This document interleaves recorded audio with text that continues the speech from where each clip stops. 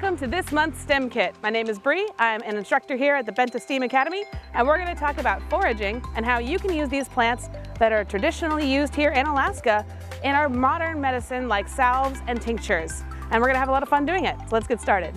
So one thing we definitely need to talk about is what goes into a kit for foraging and how you should be dressed.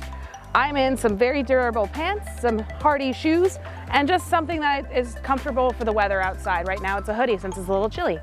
But in our bag, let's talk about what we should carry with us. This is just a little lunch cooler I happen to have. Feel free to use any sort of bag that you want to carry things around in. And inside, you'll see a few paper bags. That's good for plants that you want to sort of dry out. We have some regular Ziploc bags. That's for any sort of plant that you don't want to dry out. And along with that, we're always carrying our field guide, which everyone should receive a book called Alaska Wild Plants. And every kit comes with one of these. Make sure you carry it with you at all times when you're foraging because it does talk about all the plants that are in the area. And I also carry with me a pair of scissors, and on my person I have a multi-tool, and we also have a pair of just general work gloves. You can use any kind of glove you have, and I also recommend just using some plastic gloves for plants like Devil's Club because you don't want that sort of material on your skin directly. So gloves are always handy.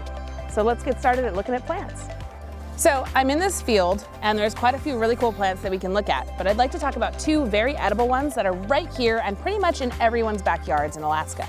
First things first are these really cute little red shoots, and you'll identify them later in the season, but currently when they're young, they're red, they're bright, they're really pretty, and they kind of have this very straight up and down look. You can see a couple different versions here, but these are actually fireweed and they'll grow into an awesome edible plant. The flowers are edible, the middle of the stalk is edible. Everything about this plant, even right now, you could pluck these and they kind of have like an asparagus sort of flavor. Everything about this plant is edible and it's amazing, and you can use it in all kinds of stuff, and it's very fun to play with too because of course the flowers are so colorful. So always keep that in mind. Look for these little guys, and if you want to keep them going in your yard, they're super nice and easy to grow, so they're pretty much good in any soil. Next to that, we also have these little dandelions, and there's one right here. It's very cute. There's a whole bunch in this area. You can see them all. All of these dandelions are also super edible. The young leaves are edible. You can put them in a salad. The roots are super good to dry and use in all kinds of different applications. And the flowers, once they bloom and they're that bright yellow flower, we're gonna pick a bunch of those later and use them in our salves. They're great for everything. So just keep that in mind. And they're an early bloomer, which is great for our bees, and keeping our plants and animals healthy by having good bees in the area is something you should all strive to do.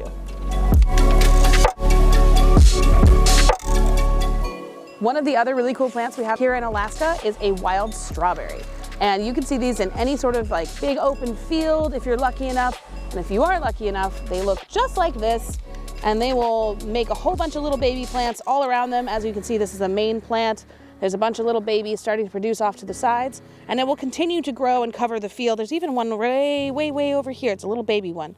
But these are awesome. They'll make very small strawberries, not like the commercial large strawberries that you see, but they're super tasty, super sweet, and they're definitely one of my favorite snacks when out foraging.